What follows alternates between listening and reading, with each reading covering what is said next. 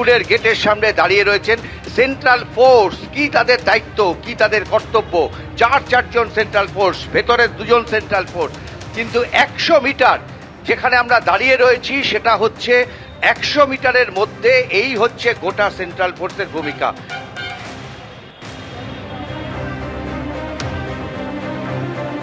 দেখতে পাচ্ছেন, এবং যে প্রশ্ন তুলল, আমরা খবরের জন্য যা যা করার, সঠিক খবরের জন্য যা যা করার, সেই খবরই, সেই ছবি আমরা তুলে ধরছি। দেখতে পাচ্ছেন একেবারে আমরা যেখানে দাঁড়িয়ে রয়েছি এটা একেবারে স্কুলের গেট। এখান থেকেই কিন্তু ভোটারদেরকে যেতে হবে। বাইরে এই বাপসে প্রচুর পরিমাণে তৃণমূলের কর্মী সমর্থক তারা জমায়েত হয়ে রয়েছেন। দেখতেই পাচ্ছ যে বুথের একেবারে ঢিলছোড়া দূরত্বে এইখানে বুথ, এবং এখানেই কিন্তু জমায়েত হয়ে রয়েছেন, এবং সকাল থেকেই কিন্তু এই ছবিটা বারবার স্পষ্ট হয়েছে।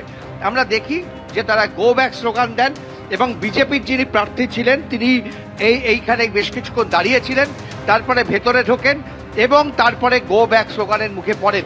কেন গো ব্যাক স্লোগান আমরা জানার চেষ্টা করব। কেন গো ব্যাক স্লোগান? আপনারা ওদেরকে বলেন, এই করে রাস্তা জাম করে রাখছে, মানুষের অসুবিধা হচ্ছে, ভোটের অসুবিধা হচ্ছে। প্লিজ আপনাদের রিকোয়েস্ট করছি, এভাবে সিনকেট করবেন না। শান্তিভাবে আর্মি দিয়ে ভোট হচ্ছে, তারপরে আপনারা বলছেন কার ভয়? আর্মি এতক্ষণ আপনি সকাল থেকে ছিলেন এই 18 নম্বর ওয়ার্ডে, এতক্ষণ আপনি অনেকক্ষণ ছিলেন, শান্তিপূর্ণ ভোট হচ্ছিল। যে বিজেপি প্রার্থী এসে হট্টগোল তৈরি করে দিল। আমাদের এখানে শান্তিপূর্ণ ভোট হচ্ছে, এটা বিজেপি গন্ডগোল করছে।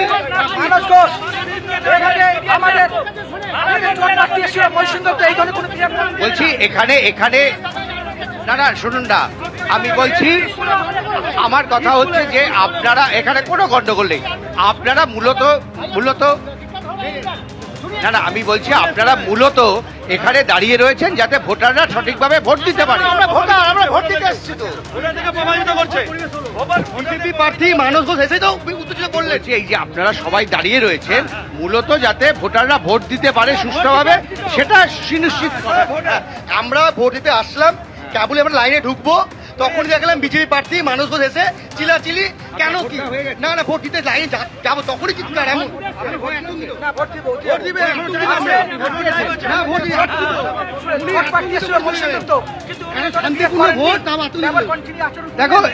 দেখো এখানে যারা রয়েছেন, যারা তৃণমূল কংগ্রেসের সমর্থক, তাদের যেটা অভিযোগ যে এখানে কিন্তু তাদের মূল অভিযোগ হচ্ছে যে এখানে বিজেপির যিনি প্রার্থী রয়েছেন তিনি আসার পরই এখানে গন্ডগোল শুরু হয়, এবং একই সঙ্গে এই অভিযোগ রয়েছে যে সেন্ট্রাল ফোর্স এখানে রয়েছে।